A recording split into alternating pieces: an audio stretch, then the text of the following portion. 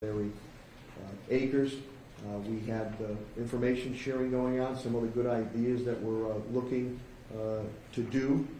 I just want to let everybody know that the Shannon grant funding will be going live for applications this Monday. You can see that on our website on the city page, procurement.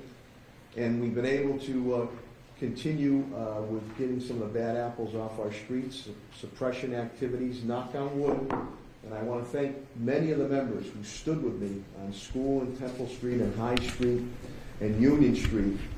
Since we made those efforts, not one shot spotter has gone off in that area. So that's been tremendous moving forward. I also want to thank this task force.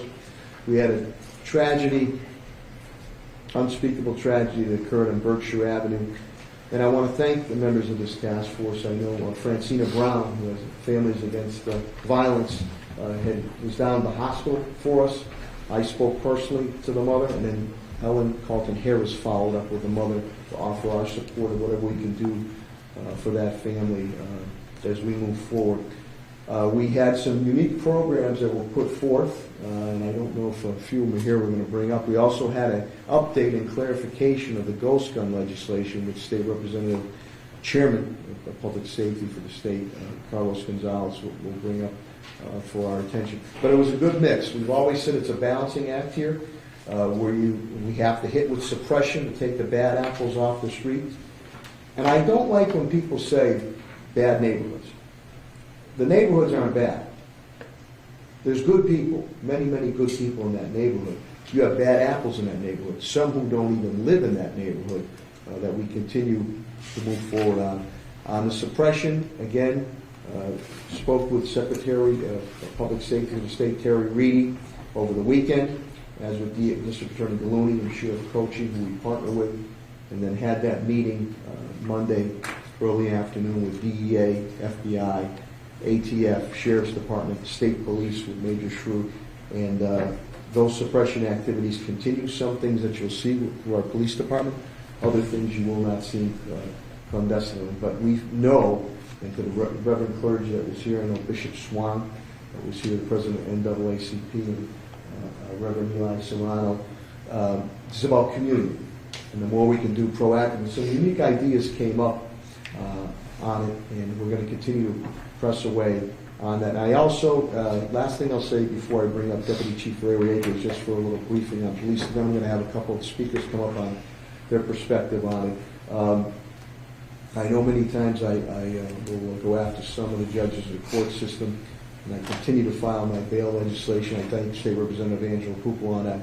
But on the High, Temple, School Street, and Union Street, those judges held those bad apples. And again, I reiterate, and Murphy's Law, I hope it doesn't happen, but I would, there has not been, Deputy Chief Steve Kent reported on, not been one shot spotted detection to go off since July 28th, after we stood all together. We stood all together to demand that these individuals be held. So at this point in time, I'm going to just briefly bring up Deputy Chief Larry Akers for a statement, then I'm going to bring up a couple others to speak about the unique perspective and what we have to continue to offer to them, a multitude of programs we continue to offer to our young people. So without further ado, Deputy Chief Larry Akers.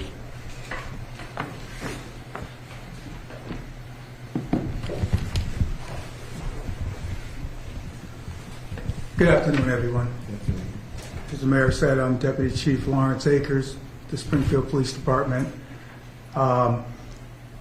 Prior to the press coming in, we were speaking about the things that were going on in the city.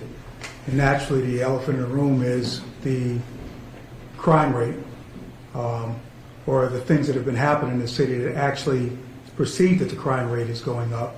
The shootings, some of the murders.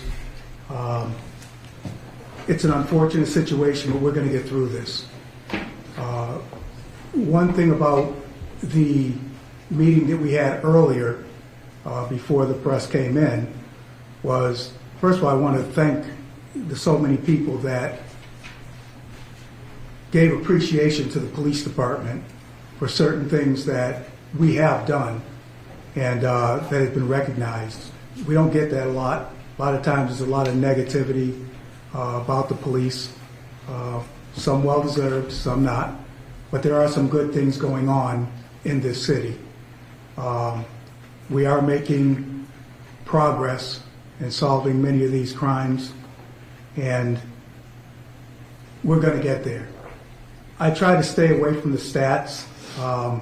I try to stay away from the suppression techniques that we're using and the things that we're doing, because everyone knows that. You know, the mayor talks about it, Deputy Chief Stephen Kent, he speaks about it, and you know, I like for them to talk about that. That way I can talk about what I feel is true to me. All of these different agencies that are here, it means a lot. As a youth coming up in the city, born and raised, lived here all my life, I wasn't born a police officer, and I got into my share of trouble too. And just hearing a lot of the people from these agencies kind of gave me goosebumps, because I was given a second chance. I was given a second chance by some of these agencies that may not have been in existence back then, but may be called something different now, but they're the same things. The Boys and Girls Club, ROCA, I mean, places like that. I may not have heard about ROCA back then, but we had those programs, you know, and those are the programs that saved me from just being one of those numbers also. So I just want to thank everybody that's here and all the effort that's put forth to help our youth, because we absolutely need to give them a second chance, but we have to get out and reach them first.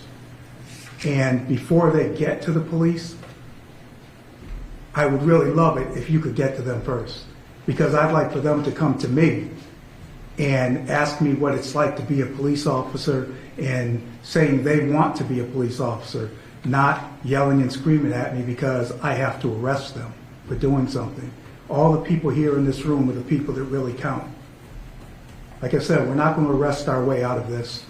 We're not going to, you know, lock up every youth. I certainly don't want to see that. I don't want to just be a crook catcher. You know, I want to be a human being. I want to be able to help people. And that's what I would like for all of us in this room to do. The mayor has given us resources. We're going to use them to the best of our ability. And if we can give that child, that youth, a second chance, just like I got, I really hope that everybody in here is willing to do that. Thank you. Thank you, Chief. Well put.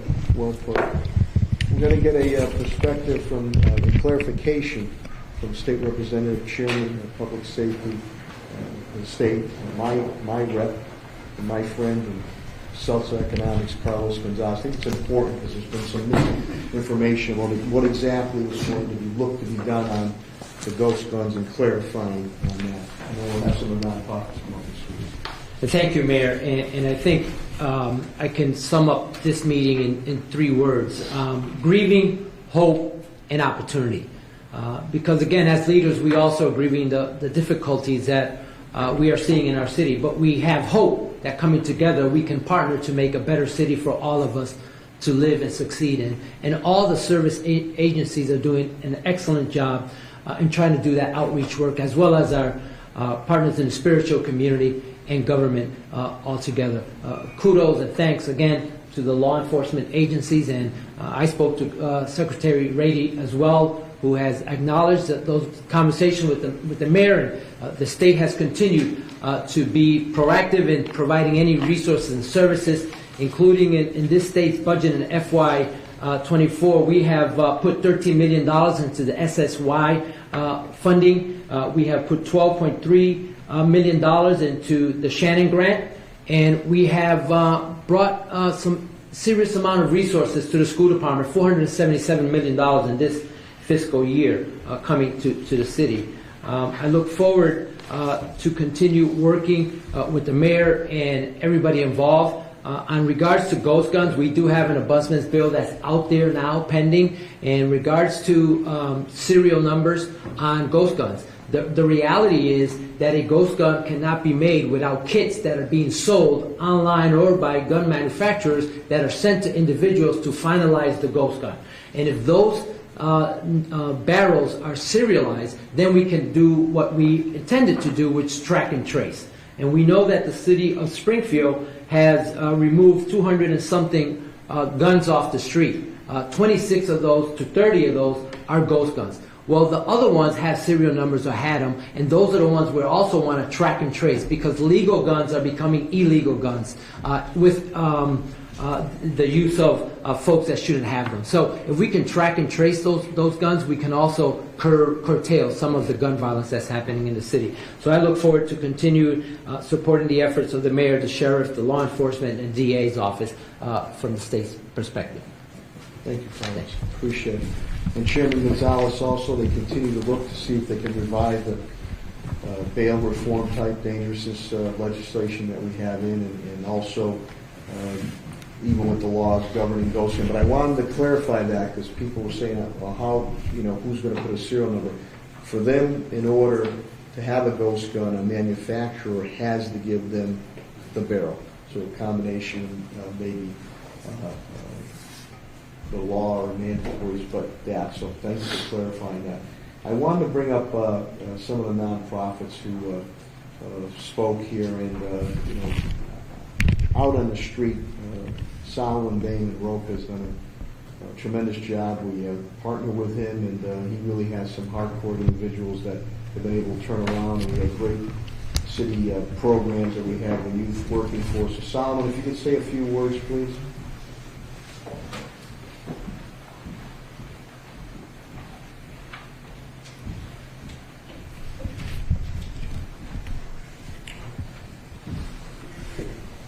All right, first off, thank you, Mayor. Thank you. Thank you, everyone who's here. Thank you for the opportunity. We serve high-risk youth ages 17 to 24 at Roca, and I just want to put out to the public, if you have any younger individuals that need these type of services, whether it be employment, whether it be overall behavior change, whether it just be a place to go where we can help them think differently and disrupt any negative thought process, send them to Roca. We're more than willing to pour into those young people who have great partnerships and relationships with many people in this room, and we're relentless with everything we do. So please, please, please, especially for the youth, if you hear this, definitely stop by the building, come utilize the resources that we have. Thank you. Thank you, Solomon. And Solomon was part of, I think, Billy, we had near upwards of 35 to 40 individuals, mainly organizations that we hear. An organization that's very near and dear to my heart is my old South End Community Center, the new South End Community Center. And Coach, I still call him Coach Wes Jackson, but coming up, he was my coach there, and then Shay Swan, my deputy, and Shay took over, and then after that, Wes took over. And Wes is doing some unique programs with the South End Community Center, as with the Boys Club on Carew Street. Vinnie Borello had to leave, but unique program that they're doing, guitars instead of guns, and passes that we're going to look to distribute to our police officers for that young man and family too. But Wes has some great programs with the South End Community Center. Executive Director Wes Jackson.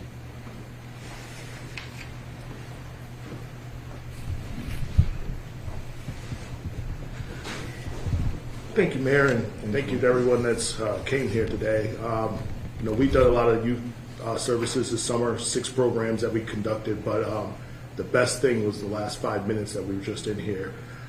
We've talked with the Boys and Girls Club, YMCA, and we're going to start to do a universal membership where youth will be able to, wherever neighborhood they live in, will be able to use our organizations. Even if they're part of the South End, they can go to the Y, they can go to Boys and Girls Club. So that just started to organically just happen in the last few minutes, and just something we want to keep doing and get every organization involved in that. So that's what we're trying to do to help the city and help our community.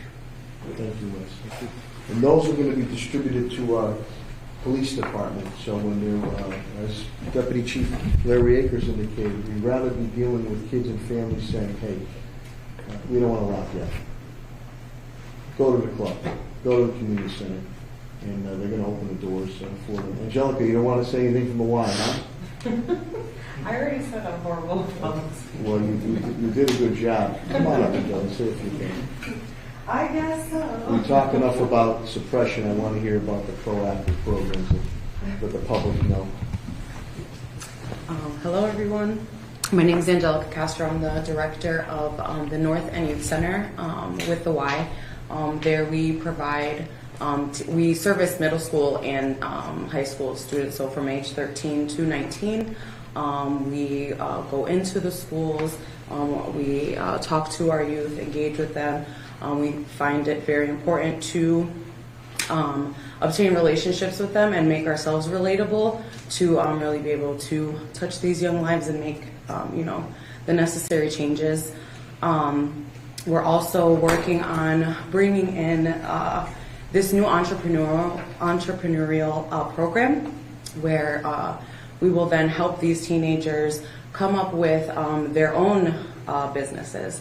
So some of them would be like, babysitting, window washing, cutting lawns, things of that nature. And this program then also helps with, creating their business cards, their whole business plan, seeing, where their strengths are. If they are to, be a babysitter, are you a good window washer, and I think that will help too with some of the things that we are experiencing in within our city, economically. I think too, some of our youth is feeling our stress, so which then stresses them out, and I think that creates some issues too. So we're just looking to help, help motivate them and see that there are other opportunities and other ways to go about life.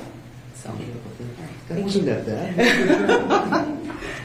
Francina, would you want to come up and say a few words? Your program offers some really, during difficult times, encouragement, and love to have that perspective. And Valente, I want to bring you up on the educational side, what you're doing at Government Academy for us, too.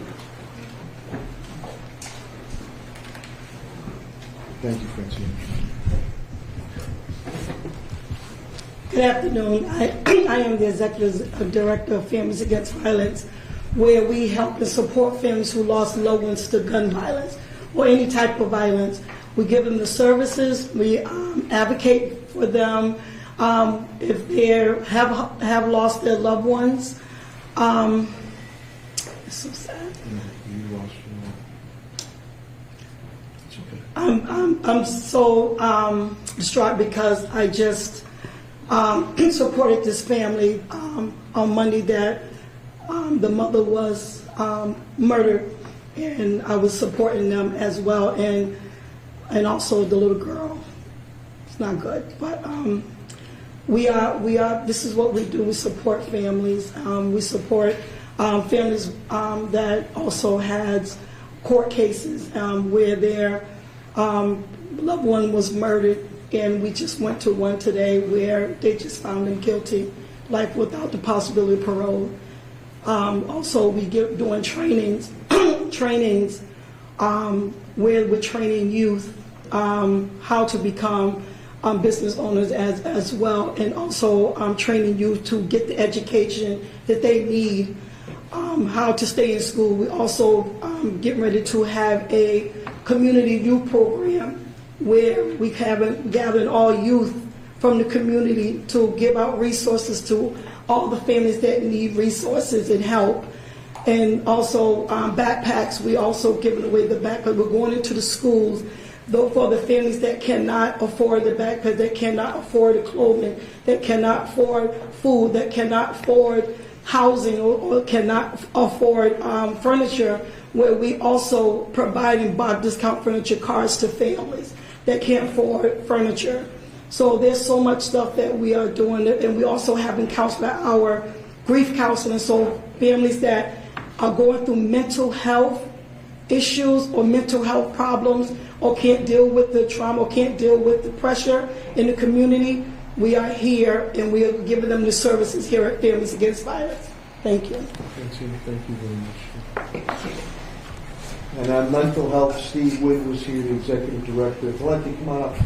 BHN, and of course, Commissioner Helen Carlton Harris does an outstanding job for Health and Human Services on Valenti has a very unique program, does it at the Principal Michael Academies, at the Duggan Academy, where Brother Johnny is, the mission's also there besides on the street. But unique what you're looking to do, what you continue to do, and I think it's great. So families or people out can hear that these programs are available to them. Yeah, so the Academic Leadership Association on a mission to empower youth to make positive changes within themselves and their school community through mentoring and advocacy. We had a great opportunity this summer to launch our first summer program for middle school students, specifically in the empowerment zone.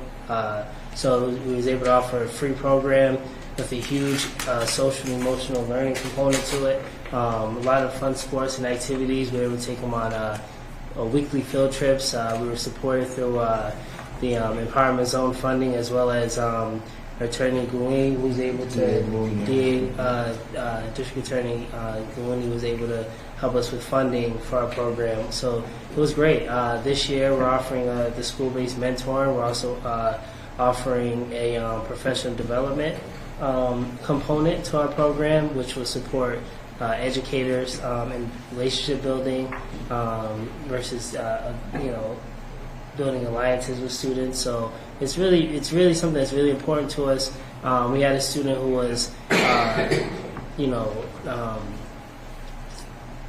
a victim to gun violence this year. He was in our mentoring program. He was an elementary school student entering 6th grade this school year. So it's needed. We want to support the kids in our community. We want to make school fun. We want to make school equitable for our students, and that's what we're doing. So thank you.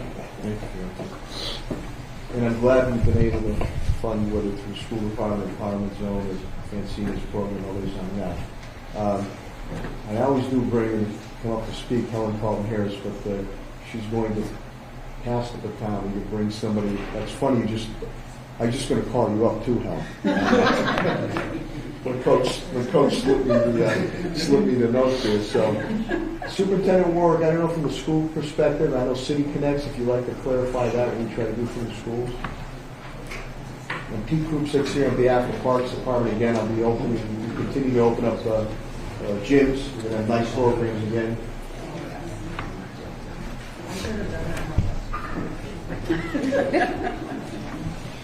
Thank you, Mayor.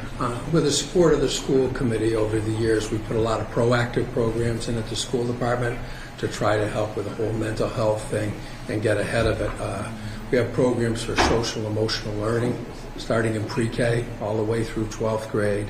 And on top of a full counseling division, we put a very creative program in City Connects that started in Boston. But it's social workers that actually tie kids into wraparound services. A lot of mental health services, because a lot of our families need it. And a lot of our families in the greatest need don't connect with those services naturally. So these folks tie the kids to those services. I see Maria over there. Maria was on the school committee and helped support that effort, where we funded that on top of our counseling division. And Boston hadn't even done that. But the mayor of the school committee supported it because we have to be proactive and try different strategies to really meet the kids where they are. We also got a call from Pat Sullivan in the summer in the mayor's office, and how can we open up our schools for more after-school activities, and we're all in on that. I think that's so needed. I was talking to the person from the Boys Club.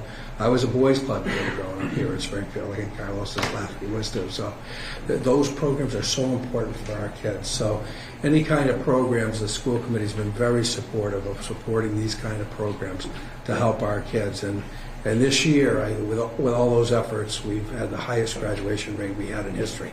So, and our graduation rate for African American and Latino kids was the highest it ever was. So we're moving in the right direction. We realize we have a lot more work to do, and we're going to continue to work with the community, because it's these community supports that make the difference for our kids, like the Boys Club did for me.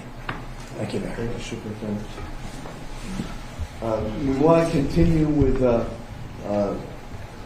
we'd like to have 98% when it comes to proactive programs such as these, and maybe keep it to 2% when we have to deal with those bad apples, as Deputy Chief Kent and Deputy Chief Akers says that.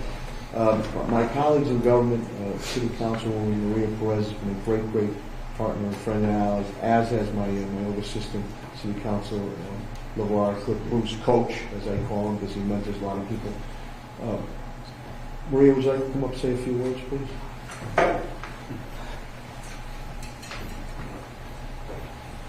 Then I think we'll open it up to any questions that you might have. Thank you, Mr. Chairman.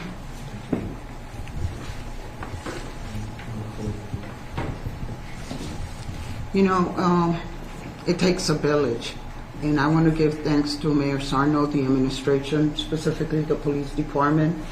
In the many years that I've been working in the city of Springfield, from grassroots organization to city council to school committee, this was well needed, having the community, the providers coming together, assessing what's going on in our community, how we're going to work about it, and just roll up the sleeve, regardless of our personal perception to each other, and start working for a better community. I think this is the start. I hope it does not stop, because this is well needed. In the 3 task force that I've been here, I feel comfortable. It's a healing process that I could go to my colleagues, my providers, and say I need help. And I think this is what was lacking for a long period of time. So thank you again to the providers that are here. I know that we are human beings. I do the housing department. It's very, at this point of time, it's very hard. Sometimes they come because they don't have their utility, they cannot pay their utility. I had a mother last week that I work with, Representative Carlos Gonzalez, that happened to be, and it's a reality fact of life. If you don't have electricity, you don't have a heat, you cannot feed your children. I mean, all the programs that we serve here at the table are very important, and that's the village. Thank you so much.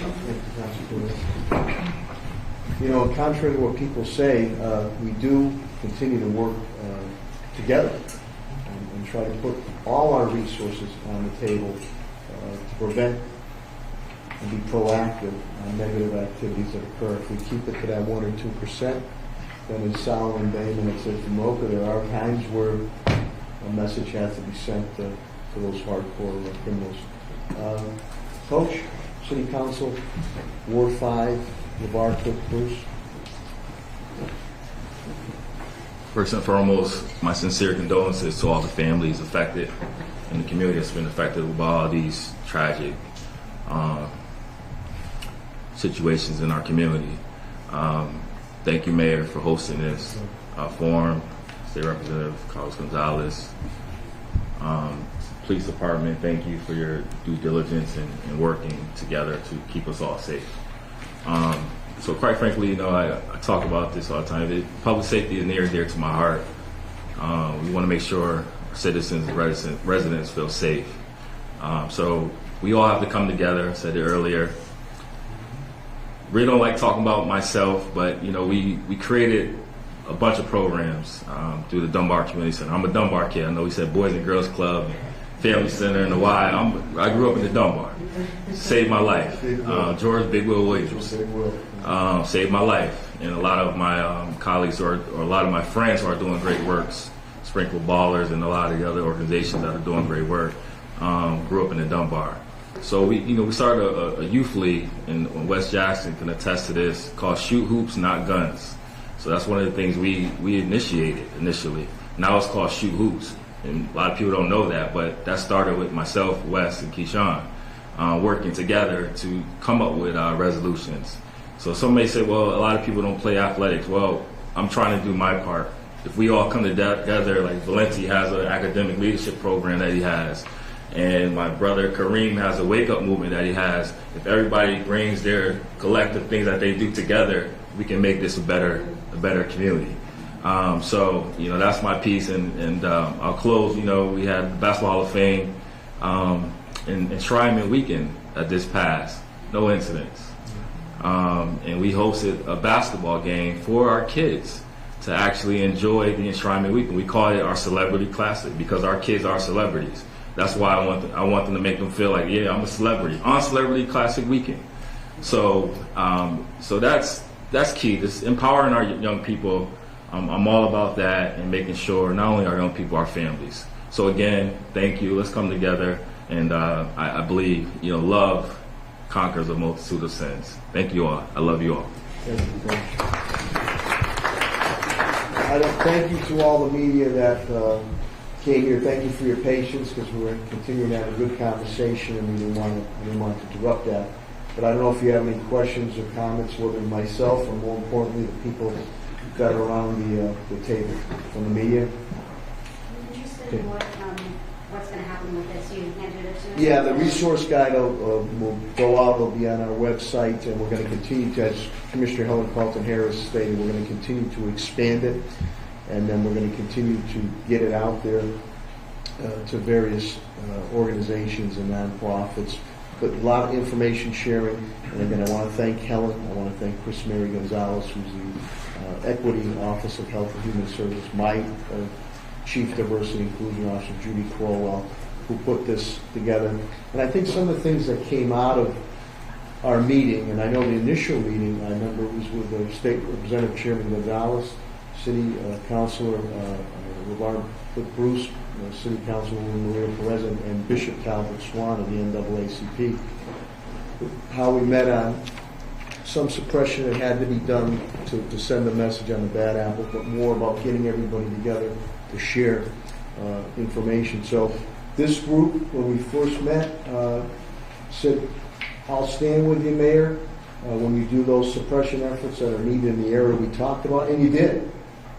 You all stood with me. We all stood together out in that corner. And knock on wood, it's not a panacea. We haven't had any incidents there anymore.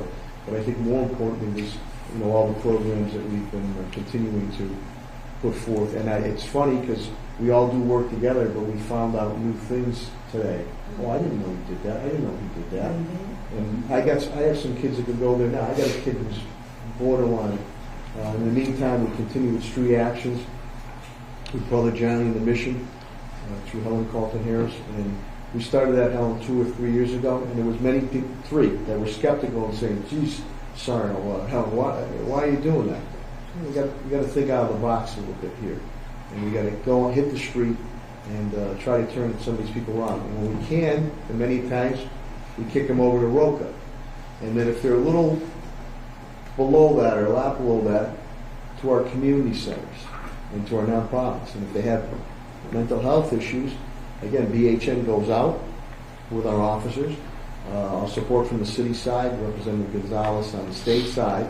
And then you have the other organizations all partnering and now working together. And I think that initiative, I think Vinny, Wes, you guys mentioned you're looking at about 10,000 passes you're looking to put out there, or that our police department will carry those passes when they're going to a call, and where it's warranted, saying to the mom, the dad, the guardian, or to the kid, hey, as Deputy Chief Akers said, I don't want to put the cuffs on you, okay? But I'm giving you a warning. Matter of fact, I'm giving you a card. Go see Wes Jackson on South End Community Center. Go see Vinny Barella at the Boys Club, Girls Club. Go see Keyshawn Dodds at the Family Center, Girls Club Family Center. And on and on, we can do that. But we've always had that. Put on a new North Citizens Council. We'll help you out. Soon we'll have a new Barbara Rivera Center. So, we're doing our part. There are programs out there, schools, what Superintendent Warwick does. Valenti, I've heard your program, what you're doing at Duggan Academy there. It's very innovative. And where we have to continue to do suppression, we will. And then we hope that the courts will hold certain individuals that need to be held.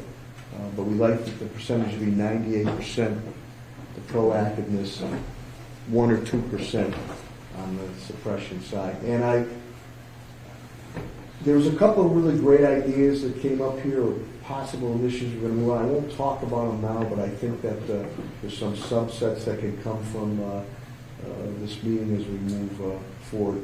But as Deputy Chief Larry Akers said and Deputy Chief Stephen Kent said during the meeting, have we had a tough couple of weeks? Has it been a challenging summer, which is this national epidemic of gun violence? Yes, it has been in the city of Springfield and many other places. But we're not raising the surrender flag here. We have many, many good things going on in the city, and it does peeve me when people say, well, it's the neighborhood. Good neighborhoods.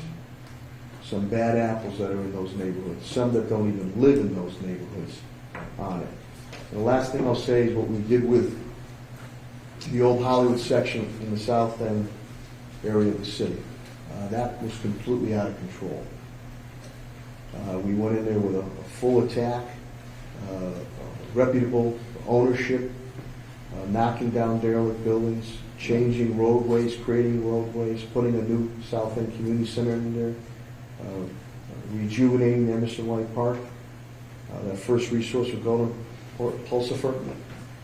Complete transformation there, night and day. That's what we're looking to do when we pertain to Springfield Gardens. Again, I met with the HUD new regional director, Juana Matias, and we explained the situation there because Fannie Mae's involved, but we also told her that we have reputable property owners that have a good track record that are willing to step in there to do quality housing so our people, no matter what creed, color, background, can live in a safe and healthy environment. So just think about that when it said Hollywood section was out of control some years ago. Much, much better there.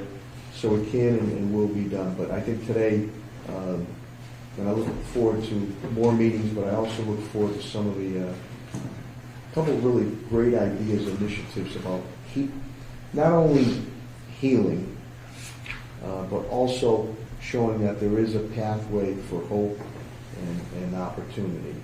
So I don't know if the questions, but we appreciate you being here. Thank you, everybody, for showing up. And we'll be getting back together again in the very near future. Each and every one of you, please stay safe out there. Thank you.